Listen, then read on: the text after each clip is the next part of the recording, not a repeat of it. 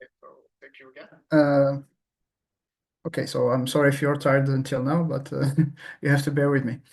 So the second part, I will talk about deformation properties of these notions, which is mainly the interest of my PhD thesis. So um, let's start with recalling what I mean by deformations. So a holomorphic family of deformation of a compact complex manifold. So we have a fixed complex manifold, a compact complex one. So a holomorphic family is the data of this triple, where this beautiful X and B are compact complex manifolds, and this sigma map is a proper holomorphic submersion. And where does this X interact is in this property is that okay you have so the properness and submission holomorphic stuff is that to guarantee that the inverse image of a point here in B is actually a complex manifold, okay, and we suppose that for a fixed base point which we call 0 in this base manifold B, we assume that actually x0 is x, our initial manifold, okay? And xt is, which is the inverse image of a point t in B, is just the fiber over t, okay? So maybe later we'll use, instead of this triple notation, I will just use like saying that we have a family xt with indexed with t in some base manifold B. And the notation 0 is not really weird because in general, what we do in deformation here is to suppose that B is just some disk around the origin in some Cn. Okay, so and you can consider it to be that. So for you, B is just a disk around 0, and 0 is like the real 0. Okay. Um, so what is interesting from the complex perspective? Because another way to say this, like, do we have some kind of like similar problem in the C-infinity category?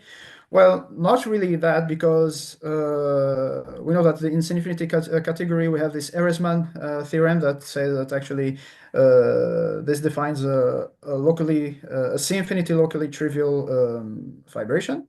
Okay, so in particular, the neighboring fibers like of this x0 are actually all diffeomorphic, and if moreover like B is constructible, like all the manifolds are actually it becomes not locally but globally infinity trivial, meaning that all the fibers are actually diffeomorphic. Okay, so but in the complex case, it's not really the case. Like they don't necessarily carry the same complex structure, and this is why we're interested in studying which properties are actually stable under deformations. And there are maybe two types of stability in terms of deformations, and the one type that I'm going to be talking about is the property of openness. So let's say that we have a complex property P. It is said to be open under deformations if for any holomorphic family, as I said, I'm going to use this notation, xt with t in some base manifold, which is a ball. The following holds, like if x0 has this property P, then it's inherited by the neighboring fibers. Okay, and you can imagine that closed is quite the inverse. Like we have some property P in some fibers except at one, which is some kind of limiting fiber, and we say that the property is closed if also this limiting fiber carries the same property P. Okay, but I'm not going to be interested in this. So examples of properties that are open under deformations. Maybe the first one to be known to be so like is the Kähler property, which has been proved by Kodair and Spencer through a series of paper where they establish all of this deformation theory and stuff. And at the end of a series of paper, they show that the Kähler property is actually open, and I'm going to use this later, of course. For instance, one can ask about other special structures that, for instance, I mentioned. I mentioned balanced and managed SKT. For instance, balanced property is not open, and this have been shown in an article by Alessandrini and Basadelli in 1990. But if we add to it the DD bar property, like we assume that the manifold satisfies the DD bar lemma, okay? Then plus the balance property, this is open, and this has been proved by Wu in her PhD thesis. And actually, independently, the DD bar lemma property is actually also open under deformations. Okay, and just a remark, which won't be here really necessary for our talk, but I'm just going to mention it. Like, actually, you can assume that the DD bar lemma holds at just some specific degree of on differential forms, okay?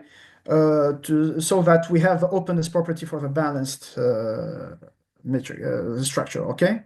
So this is actually stronger than what we need. The whole DD bar lemma like being true for all dimensions, but for all degrees. But well, this is just a remark.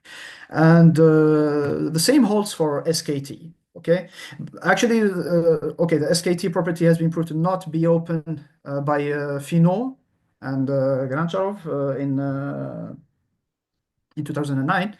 But like the openness property here, I mentioned a paper by Huda Belletir, which was a student of Popovici, my supervisor, and where she proves that SKT plus DD bar, so this is what I mean by the same goes for SKT as balanced.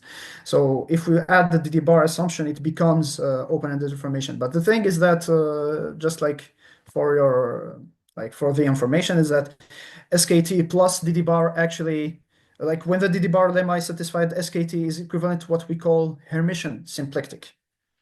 It's also a different kind of special metric, and the Hermitian symmetry, the Hermitian symplectic structure is known to be open even without the DD bar property.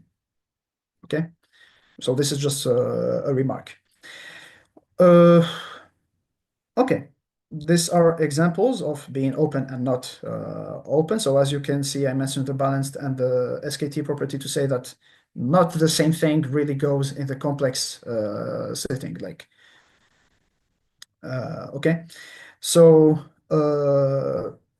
okay, now coming to terms of in terms of hyperbolicity, what are the notions that already been studied? So, for instance, for Kobayashi hyperbolicity, it has been already proved by Brody in his article, where he proves the equivalence with non-existence of non-constant complex curves. So he proves actually some kind of deformation openness result. So okay, let's take a holomorphic family of compact complex manifolds. On this family, we define the following function. He defines the function d in this following way, which is the supremum over the velocities, like when f runs through the holomorphic maps from the disk to the manifold xt. So he shows two important properties of this map. First of all, that it is actually continuous, and actually being hyperbolic is equivalent to having dt strictly less than plus infinity. Okay, so and this is actually equivalent to xt being Kobayashi hyperbolic. And as you can see, like if you combine these two, which it means that the set where dt is less than plus infinity is actually open. Okay, in the base. And as I said, like here the topology is not that hard, okay, because as I said, you can consider the base space to be just a ball in Cn. So in particular, if I suppose that one fiber is Kobayashi hyperbolic, then there is an open set around this point, where the corresponding fibers are also Kobayashi hyperbolic. So which proves the openness and the deformations of Kobayashi hyperbolicity. Okay, so maybe the first deformation openness result on hyperbolicity notions have improved by Brody. Okay. I also mentioned other hyperbolicity notions, and in the literature, maybe the only other hyperbolicity notion that you can find that is proven to be open-ended deformations is the strongly Gaussian one, hyperbolicity. So just recall that strongly Gaussian, maybe you can forget about the metric, but what is important is that it's characterized by the fact that there exists a closed 2n minus 2 real smooth form, which its n minus 1 n minus 1 component is strictly positive. Okay, and this one, to say that it is strongly Gaussian hyperbolic, we impose it to be detailed bounded. Like when you pull it back to the universal cover, it is exact, and it admits a primitive form which is bounded. Okay, so using this characterization, we will show that this property of strongly Gaussian hyperbolicity is actually open. So we suppose that central fiber x0 is strongly Gaussian hyperbolic. So I recall the definition here. It is equipped with a real closed, the detailed bounded C infinity to n minus 2 form, such that this one is positive. Okay, and it's not that hard to show that actually it's open, because why? This form is of degree to n minus 2, so it preserves the same degree on the other fibers, but the bidegrees may change. Okay, why? It's just because because we change the complex structure, so the bidegrees also changes. Okay, so but with respect to this to the new complex structures, with respect to the complex structure of xt, I can redo a decomposition into bidegrees of this omega. So and what interests us is this omega t n minus 1 n minus 1, knowing that at t equals 0, it's the same complex structure that we had in the beginning. Okay, so omega 0 of n minus 1 n minus 1 is the same as omega n minus 1 n minus 1. But since we know that the complex structures actually move smoothly, so we have this continuity. So at so for t close to 0, we still have this positivity of omega t n minus 1 and n minus 1. Okay, this is the first thing. And the second thing is that omega still detailed bounded. So, okay, to talk about boundedness, we need metrics, right? But since the manifold is compact, like changing the complex structure is meaning that you have the same underlying differentiable manifold, but you change the Hermitian metric. Okay, but the Hermitian metric or on this differentiable manifold, they are all equivalent because the manifold is compact. So they are all comparable. They are equivalent. Sorry.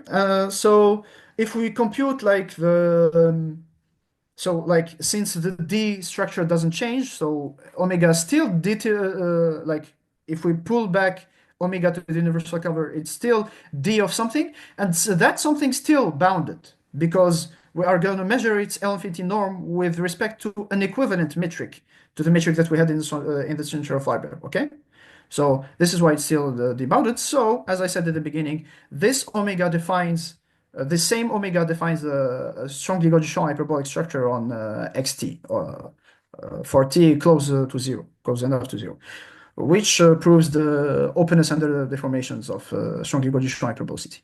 Okay. So, but now, now comes my goal, the goal of my thesis. So, which is to attack this problem of proving this conjecture about Kähler hyperbolicity being open.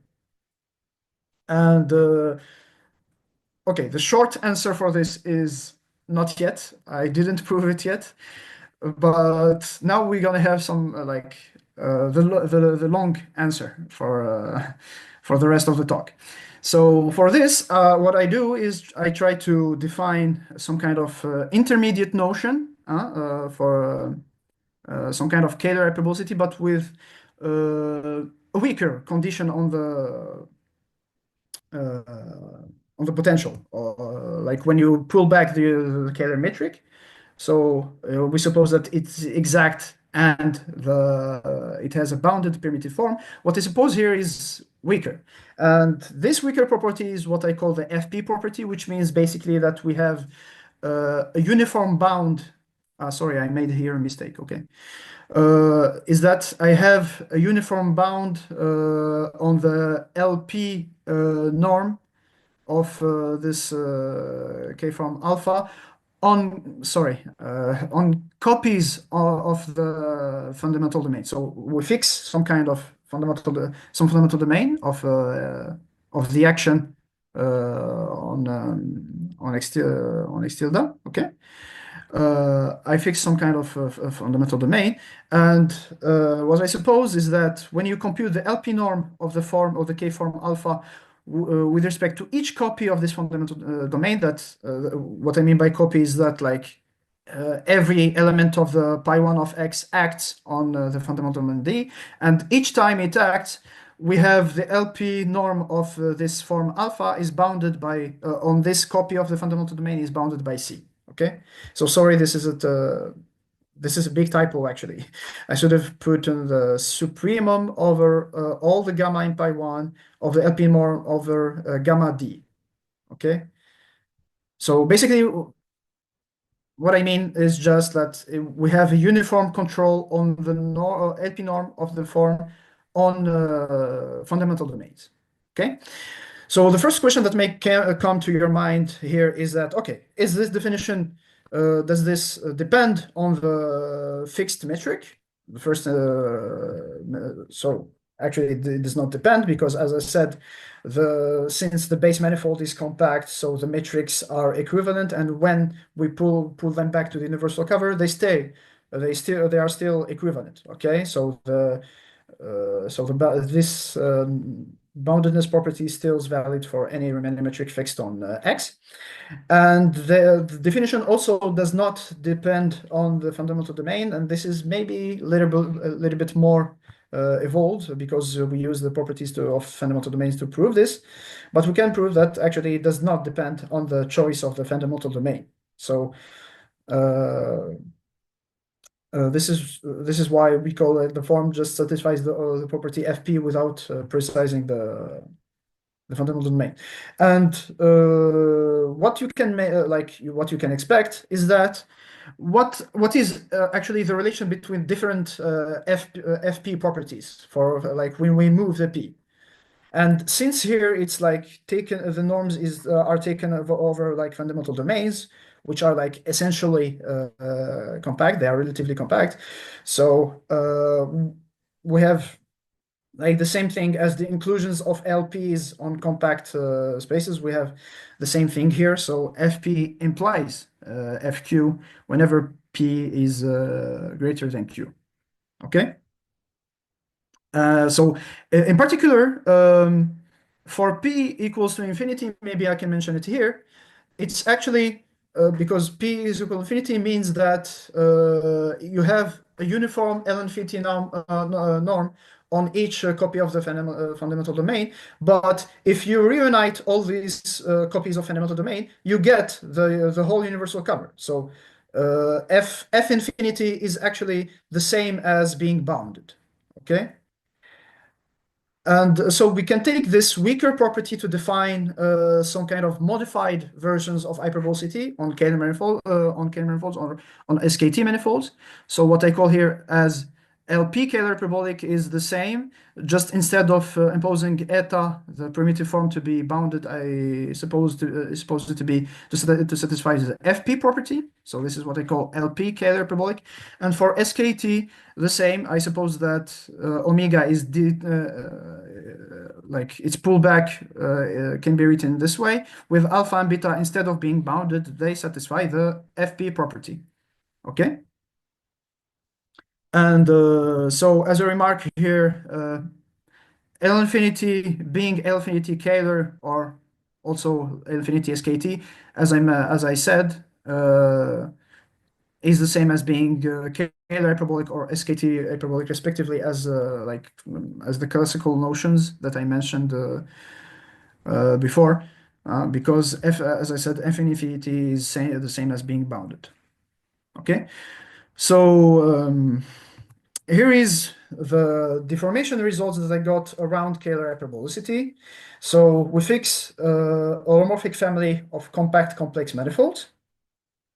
The first result that I get here is, okay, if the central fiber is LP Kähler hyperbolic for some P, then the nearby fibers are LP SKT hyperbolic. Of course, they are Kähler, but the kind of hyperbolicity that I get is not LP Kähler, but it's LP SKT hyperbolic. Okay.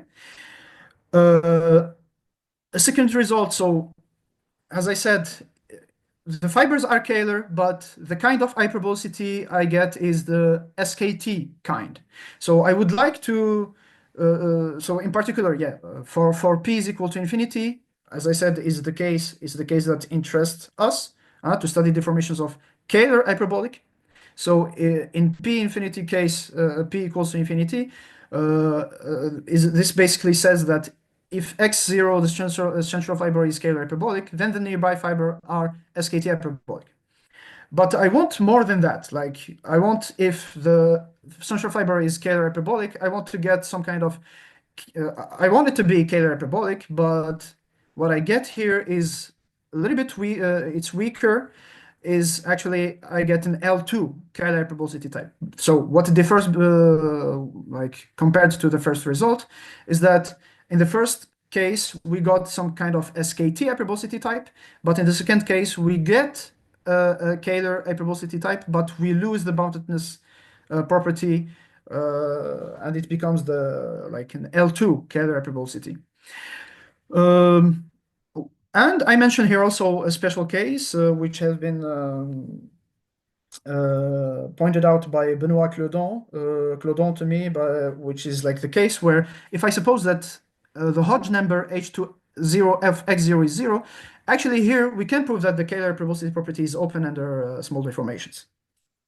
Okay, and I will mention like an example. There are not a lot of examples that satisfies this property, H20 of x0 equals to 0, but I will mention at least we have an example of such a thing. Okay. So I will maybe start to talk about the strategy of the proof of each part. So for the first part, okay, I will suppose that okay, here I forgot to put the 0. So I suppose that the initial fiber is LP Kähler hyperbolic, and we take small deformations of x. And by Kodaira and Spencer, we know that the nearby fibers are Kähler, so I can take Kähler metrics on xt, such that the initial metric is the same as omega. And we have this property, maybe I didn't mention, but actually, if I have a Hermitian metric, then we have this kind of special Laplacian, which is called the Bauchern Laplacian, and we know that the Hermitian metric is actually Kähler if and only if it is Bauchern harmonic. Okay, so what I do is that like with respect to these metrics, Kähler metric omega t, I define the Bauchern Laplacian, which of course depends on the complex structure. This is why I fix Kähler metrics on the fibers. And since the complex structure changes, so omega does not have to be a 1-1 form anymore. It's just a 2 form. So I decompose it with respect to the fibers. So it becomes, so it has PQ components with P plus Q is equal to 2. Okay. And these components are exactly, I take the harmonic representative of, so what I take is that of this, with respect to the, we have the Hodge decomposition. So as I said, omega becomes a 2 form. It is closed, okay, but it becomes a 2 form on xt. So we apply the Hodge decomposition on H2 of xt. So we have classes. So we have a 2-0 class and a 1-1 class and a 0-2 class. And in each class, we have the Hodge isomorphism theorem, which says that actually in each class, we can choose one and unique Botchern harmonic representative in this class. So this is what I denote by omega TPQ. So in particular, omega T11 defines a smooth family of Kähler matrix on the fibers xt, and still omega 011 is omega, since gamma 0 is just omega. Okay, and what I do here is that I have this I have this uh, decomposition. So I have omega, which is omega t 0 plus omega t11 plus omega 20 omega t02, but this is in the cohomology. So we'll have a certain difference, which is a d or something. Okay, which is so it is given by this decomposition. So the thing here is just we lift the Hodge decomposition to the universal cover, okay? And this Hodge decomposition, we decompose it with respect to by degrees. So we just chase the by degree 1, which interests us because we want to study the potentials on of omega tilde T11 because omega T11 are Kähler matrix. And when we pull them back to the universal cover and do this decomposition with respect to by degrees, we get this type of formula with alpha t and beta t. Alpha t and beta t actually are forms that are expressed with respect to the original potential that we impose on omega tilde, which by hypothesis satisfy the property Fp. And in terms of the Hodge decomposition that we had on the basis space, so we have a form that we're gonna be lifting, which is bounded. So it satisfies all the FPs. So in general, we alpha t and beta t actually satisfies the FP property. So this is why I say that near like the kind of hyperbolicity that we get is an SKT type. Okay, so this is the proof of being LP SKT. For the second result is to prove that actually the neighboring fibers are L2 Kähler hyperbolic. So we have to transform like this SKT hyperbolicity type to a Kähler hyperbolicity type. So what I mean by this is instead of having d bar of something plus d of something, I want to get just the d, like the Deram d of something that replaces all this. Okay. Now I'm going to switch to the Kähler hyperbolic case. So keep in mind that alpha t and beta t are actually bounded, so they satisfy all the F properties, in particular the F2 property. And you will see why I restrict myself to the F2 property precisely. Because, as I said, in order to get d of something, the plan here is to replace d bar of alpha by d bar of something else, like d bar of alpha prime, but with the del of alpha prime is equal to 0. Okay? In that case, d bar of alpha will be just the Deram, the usual, the exterior derivative d of alpha prime. And the same thing for beta t. I want to replace del of beta t with del of beta t prime, but such that the del bar of beta t prime is 0. So at the end, I get a d of something. And how I can do that? Through solving this type of problem. And why I choose, and obviously why I choose the L2 case is because we know how to solve this d bar problems with two estimates, like using harmonic theory and all the Hodge machinery that we have to solve d-bar equations with L2 estimates, which actually we have in compact case. Okay, and because like this very problem has been considered in a paper by Popovici and Dinev, and where they gave an expression. Not in the Kähler case, like in general in the Hermitian case, they give the formula of an L2 minimal norm solution, but in the Hermitian general case, we can't find so the first problem is that we can't find an estimate. And in my case, the estimates are very important because I want to satisfy, like, I want the solution always to satisfy the L2, the F2 property, right? So the estimates can be obtained thanks to being Kähler. So because in this case, I have Kähler identities. This is one. And the second thing is that actually to find this L2 minimal norm solution formula, we use this kind of three-space decomposition, like in terms of the harmonic space and the image of, for instance, if I want to solve a d-bar equation, I use the harmonic space with respect to the d-bar Laplacian, direct sum the image of d-bar, direct sum the image of the adjoint of d-bar.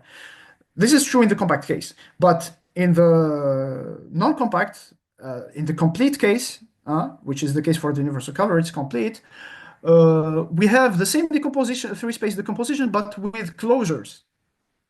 Okay, on the image of del bar and the image of del bar star. We have closures, but thanks to this spectral gap for the d-bar Laplacian that we have here, which has been proved in the theorem, in the following theorem by Marwani, a student of Popovici. He has proved that in case we have an SKT hyperbolic manifold, which is scalar, the Laplacian satisfies this spectral gap. And I use this spectral gap to prove that actually images are closed. So I have this formula and I use scalar identities to get an estimation. Okay, so I can estimate the L2 norms of the solution. Now you're going to tell me that actually, if I go back to the alpha and beta, they are not L2. Okay, they are just L2. We have L2 estimation on each fundamental domain, but globally they are not L2. So what I'm going to do is that the thing here is that there is no smoothness condition imposed here. So what I'm going to do basically is just to like decompose the forms alpha t and beta t. I'm going to decompose them. So into like on each fundamental copy of the fundamental domain. Okay, and this becomes L2 if I take like alpha gamma t to be alpha t on gamma on some copy of the fundamental domain and zero elsewhere. It is L2, so I can solve the problem that I mentioned, and the solution have support. The support of the solution is still included in gamma d tilde by minimality of the norm. Okay, why by minimality? Because when I say that this is actually like, because when I solve the problem 4, I prove that actually I can control the norm of the solution in terms of the norm of the second term, and which means so if like the second term is already L2, okay, so so by contradiction, I get the fact that actually the minimal solution cannot go outside the support of this form alpha gamma t. Okay, this is very important. So each alpha gamma t prime, and the same can be said for beta prime gamma t. Each one of them are like have support on gamma d bar, and this is why. So I can solve for any gamma in pi 1 of x, and this is why I get this form, which is just the sum of our gamma. This will satisfy the F2 property, and as I said, we replace them in the formula of omega t tilde 1 1. We get this kind of potential. Okay, so we prove that actually they are L2 Kähler hyperbolic. So we get in the Kähler hyperbolicity type, but just with L2 potential. So one of the problems here, so I can mention a problem here now. So one of the goals would be to try to solve this equation 4 with L infinity estimates. This will definitely allow us to prove that actually the fibers are Kähler hyperbolic. So and thus the openness by deformation property. Okay, and one way to do that is to suppose that the universal cover is like satisfy Shafarevich conjecture, because in this case, like we're gonna have some like Shafarevich conjecture that it expects that a projective manifold, which is the case for Kähler hyperbolic manifolds. Maybe I forgot to mention this, but they are projective.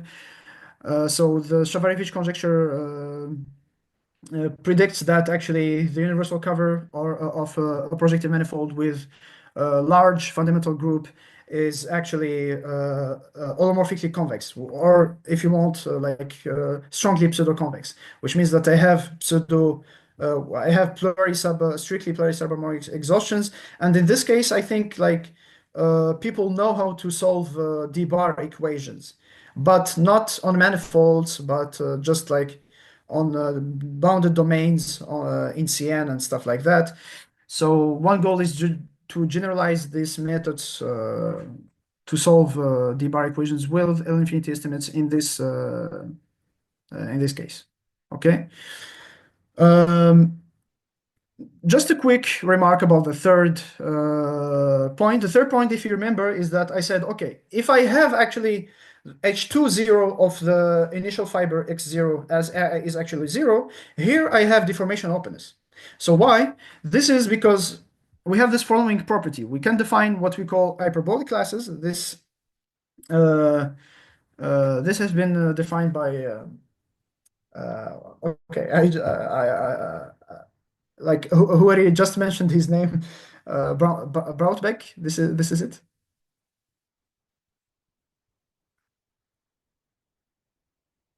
Yeah.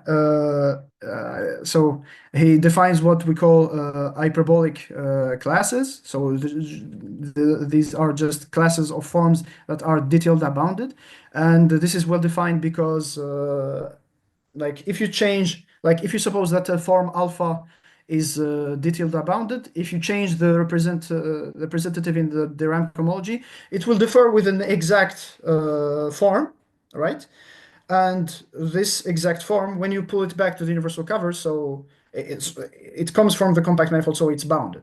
Okay, so this property of detailed boundedness is well defined on cohomology. And Brautbeck and other collaborators, or in a paper of Kedra also, he proves that V2 hyperbolic, like these hyperbolic classes, depends only on the fundamental group of X. So this is a topological property, but this is just for V2. Okay. It's not have been proved for other degrees. This is one thing. And the other thing, so sorry, maybe I can mention this here, is that, okay, now, so since this is a property on cohomology, so how can I redefine Kähler hyperbolicity? Is just saying that, okay, I have the set or the cone of all Kähler classes, which is called the Kähler cone. So to say that the manifold is Kähler hyperbolic is to say that the Kähler cone intersected with this V2 IP of X is actually non-empty. Okay, so this means that the Kähler hyperbolicity is open. And here comes the fact that the importance of this H20 of X0 is 0. So by Hodge, since the manifold is scalar, so by Hodge symmetry, H02 is also 0. So what I still have is just H11. So this H2, the Deram cohomology group, H2, is actually equal to H11. And we know that the Kähler cone is an open cone in H11. So in particular, in this case, it's open in H2 of Deram. And these two properties allow us to deduce that actually the Kähler hyperbolicity property becomes open-ended deformations. Why? Because this property of being H0 to this being 0 actually is stable in the deformations because we have equality of Hodge numbers in the families of Kähler manifolds. We have the stability of Hodge numbers, so they are still 0. So we still have this property of openness. And since by Eresman the fibers are diffeomorphic, so they have all the same fundamental group, and so this V2 doesn't vary. So this property of having a non-empty intersection between the Kähler cone and the V2 heap of X, where X is the underlying differentiable manifold. So this is still true in neighboring fibers.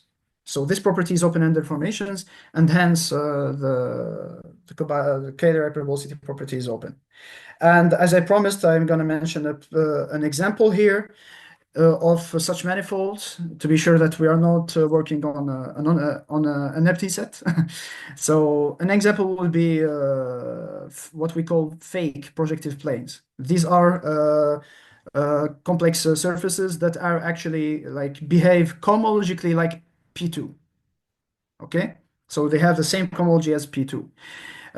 Or what we call also Mumford surfaces, because they've been defined by Mumford. And there is this paper by Jung and Kling where they prove separately that actually fake projective planes are actually quotients of balls, of hyperbolic balls. So this means that in fact they are Kähler hyperbolic. Okay, so thank you for your attention, and I apologize again for taking